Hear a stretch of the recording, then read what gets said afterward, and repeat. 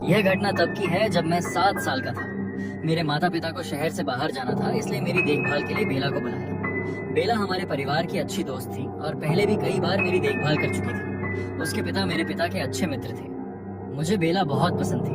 वह खूबसूरत, दयालु और समझदार थी और अक्सर क्रॉप टॉप पहनती थी। जब मेरे माता पिता अपनी शादी की सालगिरह मनाने बाहर गए, तब बेला मेरे साथ घर पर रही। हमने साथ में खेल खेले और खूब मस्ती की। रात को जब सोने का समय हुआ तो बेला मुझे बिस्तर में सुलाने लगी।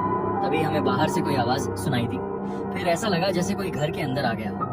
हमने सोचा कि शायद मेरे माता पिता वापस आ गए हैं। बेला ने मुझे गुड नाइट कहा और कमरे से बाहर चली गई। जाते समय उसने दरवाजा थोड़ा खुला छोड़ दिया और लाइट भी जला दी, क्योंकि मैं थोड़ा डरपोक था। मैंने ध्यान से सुना। बेला सीढ़ियां उतरते हुए मेरे माता पिता को आवाज दे रही थी। फिर कुछ पल के लिए पूरी खामोशी छा गई। अचानक बेला भागती हुई वापस कमरे में आई। उसने मुझे बिस्तर से उठाया, अपना हाथ मेरे मुंह पर रखा और मुझे अलमारी के अंदर धकेल दिया। उसने कहा कि मुझे किसी भी हालत में बिल्कुल चुप रहना है और बाहर नहीं निकलना है। उसी समय सीढ़ियों पर किसी के तेजी से ऊपर आने की आवाज सुनाई दी। बेला ने अलमारी का दरवाजा बंद किया और सीढ़ियों की ओर मुड़ गई। मैं दरवाजे की छोटी सी दरार से बाहर झांकने लगा। कदमों की आवाज मेरे कमरे की तरफ आ रही थी। कुछ ही सेकंड बाद एक लंबा चौड़ा आदमी कमरे में दाखिल हुआ। उसने मास्क पहन रखा था।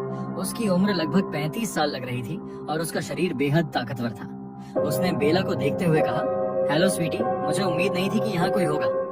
बेला ने उसे डांटते हुए कहा कि पुलिस रास्ते में है और उसे तुरंत यहाँ से निकल जाना चाहिए, लेकिन वह आदमी सिर्फ हंसा और उसका मजाक उड़ाने लगा। बेला ने फिर कहा, यहाँ से चले जाओ। तब वह आदमी धीरे धीरे उसकी तरफ बढ़ने लगा और बोला, मैं सिर्फ बात करना चाहता हूँ, मैं तुम्हें नुकसान नहीं पहुँचाऊंगा। बेला ने उसे दूर रहने को कहा और उस पर कई मुक्के बरसाने शुरू कर दिए, लेकिन वह आदमी हंसता रहा। फिर उसने कहा, इधर आओ डार्लिंग। अचानक उसने अपनी बड़ी बड़ी बाहों से बेला को जकड़ लिया और एक बेहद शक्तिशाली भालू जैसी पकड़ में कस लिया। बेला दर्द से चीख उठी। वह छूटने की पूरी कोशिश कर रही थी, लेकिन आदमी उससे कहीं ज्यादा ताकतवर था। मैं अलमारी के अंदर चुपचाप बैठा सब कुछ देख रहा था।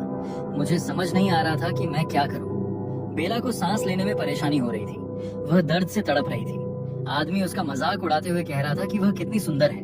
बेला उसे मुक्के मारती रही, लेकिन वह उसे और कसकर जकड़ता गया। उसके चेहरे पर एक डरावनी मुस्कान थी, जो मास्क के पीछे से भी दिखाई दे रही थी। यह सब बहुत देर तक चलता रहा। फिर मैंने देखा कि बेला की बाहें ढीली पड़ गईं और उसकी आंखें बंद हो गईं। मैं बुरी तरह डर गया। मुझे लगा कि वह मर चुकी है। आदमी अब भी उसे पकड़े हुए हंस रहा था। आखिरकार उसने बेला को फर्श पर लिटा दिया।